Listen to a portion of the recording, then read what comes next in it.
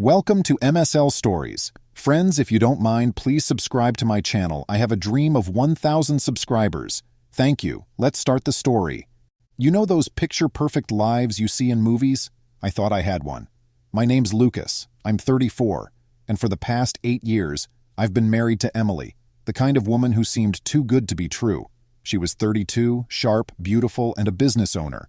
A boutique that had a steady stream of loyal customers. I'm an architect with a good reputation in Chicago. Together we lived in a stunning townhouse, had enviable vacations, and were the couple everyone looked up to at social gatherings. But perfection isn't just fragile, sometimes it's fake.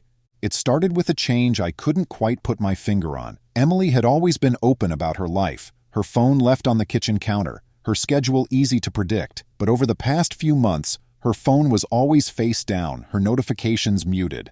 She began coming home later than usual, citing boutique emergencies that never used to exist. And then there was the cologne. Subtle, expensive, and definitely not mine. At first I thought I was being paranoid. We all go through rough patches, right? People grow distant sometimes, and work stress can make anyone seem off. I convinced myself to ignore the red flags, telling myself I was just overthinking things. But one night changed that. Emily came home late again. She was dressed impeccably, with her hair done in a way that screamed, trying to impress someone. When I asked her how her day went, she gave me a vague, distracted response. Her phone buzzed and she grabbed it like it was on fire. That's when it hit me. Something was wrong. Very wrong. Instead of confronting her outright, I decided to dig deeper. I wanted to be sure, completely, unquestionably sure, before I said or did anything. That's when I called James, a private investigator a friend had recommended. James was the kind of guy who exuded competence. No questions, no judgments, just results. I explained my suspicions, and he nodded like he'd heard it all before. "Give me a week," he said. "We'll see what's really going on." It didn't take a week. 3 days later, James called me. "Lucas, we need to talk," he said. His tone was professional but heavy, like he was bracing me for impact. "I've got what you're looking for." The next day, I sat in his office staring at a screen as my worst fears played out in front of me. A video, 42 minutes long, Emily with another man, laughing, touching, kissing. His name was Dylan, 37, a gym rat who called himself an entrepreneur but had no real job to speak of. The video left no room for doubt. Emily wasn't just cheating, she was deeply invested in this guy. The kind of investment that made you wonder how long it had been going on. I sat there in silence, letting the betrayal sink in. But instead of falling apart, I felt a strange clarity. I wasn't going to cry. I wasn't going to beg. And I definitely wasn't going to let this destroy me. If Emily thought she could walk all over me and get away with it, she was in for a rude awakening. This wasn't going to be a confrontation. It was going to be a reckoning. I left James's office with the flash drive clutched tightly in my pocket. My thoughts were sharp and clear. No panic, no confusion. The betrayal burned like a brand. But it also fueled something deeper, determination. Emily and Dylan had no idea what was coming. The first thing I did was contact Marcus, my lawyer. Marcus had handled contracts for me in the past, and I knew he was someone I could trust to keep this discreet. When I laid out the situation, he didn't flinch. "Good news, Lucas," he said. "Infidelity cases like this can work heavily in your favor if we approach it right. I'll start gathering the paperwork for divorce filings. We'll need to secure your assets and build a solid case." His words solidified my plan. Revenge wasn't going to be a heated argument or a dramatic scene. It was going to be precise and calculated.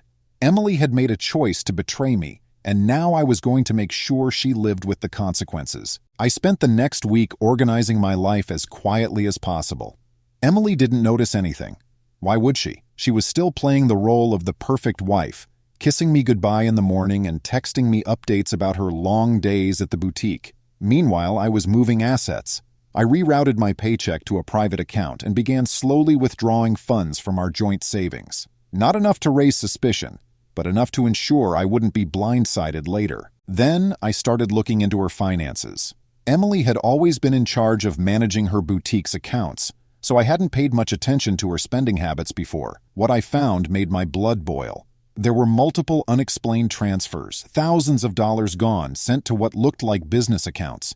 But when I traced the names, it all led back to Dylan. He wasn't just her lover. He was a parasite. Emily had been funneling money from our shared accounts to support his so-called ventures. It was almost laughable. The guy was a fraud and she was too blind or too infatuated to see it. That only made my resolve stronger. But revenge wasn't just about money. I needed something that would make them both feel the weight of their actions. I dug deeper, enlisting James again to gather more details about Dylan. Turns out, he wasn't just a jobless scam artist. He was a reckless one. He had unpaid parking tickets, overdue rent on his apartment, and a business license that was on the verge of expiring. All of it was ammunition, and I was going to use every piece. At home, I kept up the act. I played the loving husband, cooking dinner and asking Emily about her day as if nothing was wrong. She seemed almost giddy, like she was carrying some thrilling secret. The audacity of it made me sick, but I never let it show. If I'd learned anything from designing buildings, it was that the foundation had to be solid before you started tearing walls down. The final piece of the puzzle came when I installed a tracking app on Emily's car. It wasn't hard. She'd left her keys on the counter one night, and within minutes, I had the device in place. Now, I knew exactly where she went when she said she was working late. It didn't take long to confirm my suspicions. Her boutique closed at 6 p.m., but her car was often parked at Dylan's apartment until 10 or 11, sometimes later. I had locations, timestamps, and even photos from James's surveillance. Every lie she'd told was now documented, every alibi destroyed. I was ready. Patience isn't something I've always been good at, but this time I mastered it. Revenge isn't about rushing in with accusations, it's about precision. I wanted Emily and Dylan to feel the weight of what they'd done, not just emotionally, but financially and publicly. This wasn't going to be a shouting match or a dramatic scene. It was going to be a carefully constructed collapse of their lives. I worked quietly for weeks. At home, I played the doting husband, the one who was too busy with work to notice her late nights or subtle changes. Emily didn't suspect a thing. She was too wrapped up in her fantasy life to realize I was dismantling it piece by piece. The first step was securing my financial position. Marcus, my lawyer, was an expert in cases like mine. Together, we created a plan to ensure Emily couldn't drain our assets. I opened a private account, moved the bulk of my savings into it, and began rerouting my paycheck. Our joint account still had enough to avoid suspicion, but she'd find it useless once I filed for divorce. But it wasn't enough to protect myself. I wanted to expose her. That's where the private investigator, James, came back into play. His initial video of Emily and Dylan was damning, but I needed more. If this was going to work, I had to prove her betrayal beyond any doubt. Over the next 2 weeks, James followed her movements, documenting every meeting, every lie, and every dollar she funneled to Dylan. What I found was worse than I expected. Emily wasn't just seeing Dylan. She was funding him. Thousands of dollars had disappeared from our joint accounts under the guise of business expenses. A closer look revealed that these funds went straight into Dylan's failing ventures. He wasn't just her lover, he was her dependent. The thought of her using our hard-earned money to support this fraud made my blood boil. But I didn't stop there. I wanted to hit Dylan where it hurt too. Through James's investigation, I uncovered a laundry list of his financial violations. He had unpaid debts, overdue rent, and a business license that was on the verge of expiring. His so-called entrepreneurial success was nothing more than a series of poorly managed schemes. By the end of the 3rd week, I had a mountain of evidence. I knew where Emily went, what she spent, and how Dylan was benefiting. The pieces were all in place. All that was left was to decide how and when to strike. The timing had to be perfect. I couldn't simply drop the bomb and walk away. I needed to ensure the fallout would be devastating. So I waited for the right moment, letting them dig themselves deeper into their delusions, while I quietly prepared for their world to collapse. The day I'd been waiting for arrived sooner than expected. Emily mentioned over dinner that she was planning a big work event in 2 weeks. I nodded, feigning interest, but the tracker on her car and James's updates told a different story. The event was nothing more than a getaway with Dylan, a weekend escape to some overpriced resort. That was my cue to put everything in motion. The morning of her planned departure, I filed for divorce. Marcus ensured the paperwork was airtight, complete with the evidence of infidelity attached for the courts. I also requested an emergency hearing to freeze our joint accounts. The same morning, I sent a carefully worded email to Emily's boutique's investors. Attached were copies of the financial records showing her unauthorized transfers to Dylan's accounts. It wasn't just personal anymore. She'd crossed professional boundaries too, and her boutique's future was about to crumble. That evening, Emily packed her bag, kissed me on the cheek, and left for her event. I stayed home, pouring myself a drink and letting the silence of the house settle around me. For the first time in months, I felt calm. I didn't call her, didn't text. By now, she'd probably met Dylan at the resort, blissfully unaware of the storm headed their way. The next morning, while she sipped mimosas with her lover, her world began to unravel. At 7 a.m., she received a notification that our joint accounts had been frozen. By 9 a.m., her boutique investors had begun contacting her, furious over the financial discrepancies I'd exposed. And at 10 a.m., she was served divorce papers, delivered straight to her hotel room. I'd made sure she'd have no place to hide from the truth. Meanwhile, Dylan wasn't faring much better. A series of anonymous tips had set off investigations into his finances. By the end of that week, his landlord had served him an eviction notice. His business license was under review, and several of his creditors were aggressively pursuing him. He had no money, no stable income, and no way to escape the mess he'd created. I made sure of it. But the pièce de résistance came when Emily returned home, expecting to find some semblance of normalcy. Instead, she walked into a house that no longer felt like hers. I'd cleared out her belongings, boxing them up and leaving them in the garage. The dining table was set for two, but instead of a romantic dinner, there was a folder waiting for her, containing every piece of evidence I'd collected. I was sitting in the living room when she arrived. She looked confused at first, then angry when she spotted the boxes. "What is this?" she demanded, her voice sharp. "Sit down," I said, my tone steady. Reluctantly, she did. I handed her the folder, and as she flipped through the pages, the color drained from her face. Photos of her with Dylan, financial records showing the transfers, screenshots of their messages. It was all there. "You thought I wouldn't notice," I said, keeping my voice calm. "But I did, and now you're going to face the consequences." Emily stammered, trying to explain, to justify, but I didn't give her the chance. "This isn't a discussion," I interrupted. "This is reality.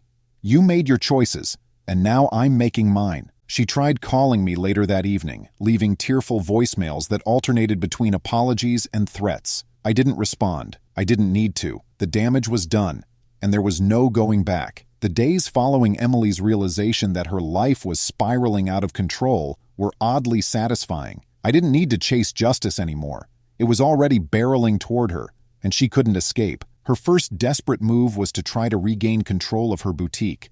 She called an emergency meeting with the investors to explain the financial discrepancies I had exposed, but the facts were irrefutable. They didn't just suspect mismanagement, they had proof. Screenshots of bank transfers, unexplained expenses, and even messages between her and Dylan discussing her funding his ventures left her no room to maneuver. When she tried to defend herself, claiming temporary lapses in judgment, they didn't buy it. The investors voted unanimously to remove her from her position. The boutique wasn't just a business to Emily, it was her identity. Watching her lose it, knowing she had sacrificed everything for a man who was nowhere to be found, was a poetic kind of justice. She had built it with charm and a pristine reputation, but both were now in ruins.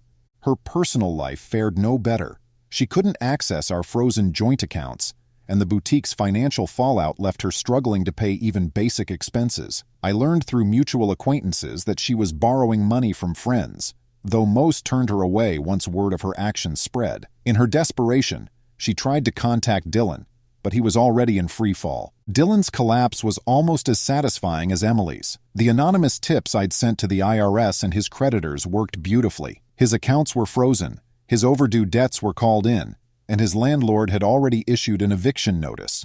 Without Emily's funds to bail him out, Dylan was completely exposed. I heard he sold off what little he had of value, some gym equipment, a used car, but it wasn't enough. His business license, flagged during an investigation, was permanently revoked, leaving him with no way to earn a living. Last I checked, he'd packed up and left town, likely chasing his next victim. Meanwhile, Emily still tried to cling to whatever fragments of control she had left. She called me repeatedly, leaving voicemails that swung wildly between pleading and rage. She apologized, begged for forgiveness, then accused me of being cruel.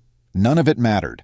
I let her words sit unheard in my inbox. During the divorce proceedings, her tone shifted entirely. She tried to negotiate, insisting we could work things out, but I'd come prepared. Every piece of evidence was presented to the court. Her infidelity, financial misconduct, and attempts to siphon joint funds into personal accounts. The judge wasn't sympathetic to her tears. By the end of the process, I walked away with the house, the majority of our shared assets, and my freedom. Emily, on the other hand, was left with the weight of her own mistakes. What little she retained wasn't enough to dig herself out of the hole she'd dug. One day, weeks after the divorce was finalized, Emily showed up at the house unannounced. She stood on the porch, looking nothing like the confident woman I once knew. Her hair was unkempt, her clothes wrinkled, and her eyes carried the weight of someone who had lost everything.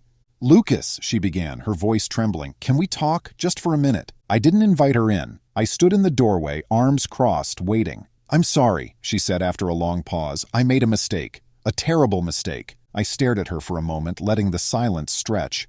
Finally, I spoke, my tone even. "Emily, what you did wasn't a mistake. It was a choice. Over and over again, you chose someone else over the life we built. I don't need your apology. What I needed was your respect, and you didn't give me that." Her eyes filled with tears, but I felt nothing. Without another word, I closed the door and locked it behind me. For the first time in months, I felt truly free. Life after betrayal isn't easy, but it's liberating. For the first time in years, I felt like I was living for myself instead of someone else. The house, once a painful reminder of what I'd lost, became a blank canvas for the life I wanted to build. I started with small changes, repainting walls, rearranging furniture, removing anything that reminded me of Emily. Each renovation felt like reclaiming a piece of myself. The dining room, where I'd confronted her with the evidence of her affair, became an office where I worked on new architectural projects. The bedroom, once shared with her, was stripped of every trace of her presence. By the end, the house wasn't just mine. It felt like home. Work became a sanctuary. I threw myself into my projects, taking on more ambitious designs than ever before. My colleagues noticed the shift. "You seem different," one of them said. In a good way, and I was. For the first time in years, I wasn't weighed down by secrets or lies. I was free to focus on my career, my passions, and my future. Socially, I reconnected with old friends, people I drifted away from during my marriage. They welcomed me back with open arms, their support reminding me of the strength I'd had all along. Over time, I even began dating again. Not seriously, not yet, but enough to remember what it felt like to be appreciated without strings attached. Occasionally, I'd hear whispers about Emily. She was struggling to rebuild her boutique, but her reputation had been permanently tarnished. Some friends stayed loyal to her, but most kept their distance. I didn't feel sorry for her. She'd made her bed, and now she had to lie in it. As for Dylan, he vanished entirely. Rumor had it he'd moved to another state, chasing another get-rich-quick scheme. I doubted he'd find success. People like him rarely do. The thought of him scrambling to stay afloat brought a smile to my face. One evening, as I sat on the porch with a drink in hand, I reflected on everything that had happened. The betrayal, the chaos, the revenge. It had been a storm, but I'd weathered it. And now, with the Chicago skyline glowing in the distance, I felt nothing but peace. The past was behind me, and my future was mine to shape. Alone or not, I knew one thing for certain. I'd never settle for less than I deserved again. Thank you, friends.